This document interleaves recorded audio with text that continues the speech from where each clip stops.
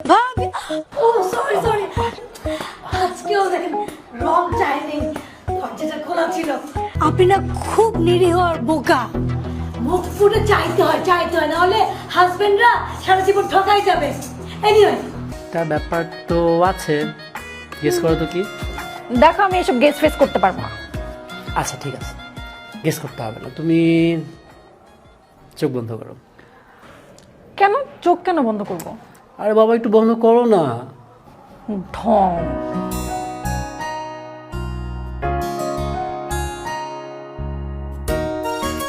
এবার চোখ খোলো।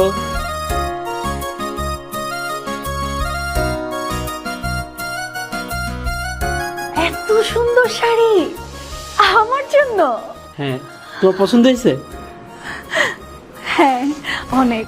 জানো আজকে আমাদের ম্যারেজ অ্যানিভার্সারিতে তোমাকে শাড়িটা কিনে দিব, এই জন্য আমি অলমোস্ট প্রত্যেক দিন হেঁটে অফিসে গেছি যেন উবারের টাকাটা সেভ করতে পারি। কি বলো, আমি আসলে তোমাকে মনে অনেক প্যারা দিয়ে ফেলি না? সারাক্ষণ শুধু টাকা টাকা বলে তোমাকে মানসিক পেইন দিই। তুমি অনেক কষ্ট করছো এই শাড়ি কেনার জন্য।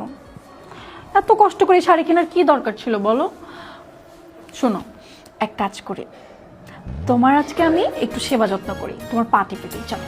তোর বোকা, তুমি আমার পা টিপে দেবা কেন? তুমিও তো সারাটা দিন এই দুইটা পায়ের উপর দাঁড়ায়া আমার সংসারে কত কাজ করো, কত পরিশ্রম করো। আজকে আমি তোমার পা টিপে দেবো, ঠিক আছে?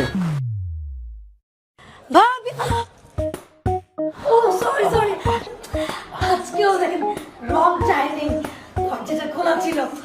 আমি এসে আপনাদের বিরক্ত করলাম না তো? না ভাবি, কোনো ব্যাপার না।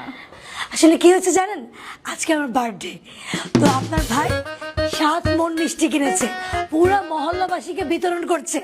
তা আমি ভাবলাম আপনি আমার প্রতিবেশী, আমি নিজ হাতে আপনাকে দেই, এই জন্য আপনাকে দিতে আসলাম। নেন, আপনারা অবশ্যই খাবেন।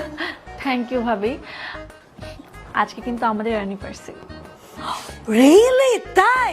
Happy anniversary both of you. তা ভাবি, ভাইয়া আপনাকে কি গিফট করলো অ্যানিভার্সারিতে? করেছে তো, এই যে এই শাড়ি। এই শাড়ি ভাইয়া আপনাকে গিফট দিয়েছে? জি ভাবি, হঠাৎ করে আপনার ভাই আমাকে সারপ্রাইজ করে ফেললো। সো চিপ, ও মাই গড। ভাইয়া, আপনার ভাই আমাকে কি গিফট করেছে জানেন? এই দেখেন 7 লক্ষ টাকা দিয়ে দুবাই থেকে 22 ক্যারেটের গোল্ডের এই মালাটা এনেছে। ভাবি, আপনি না খুব নিরীহ আর বোকা।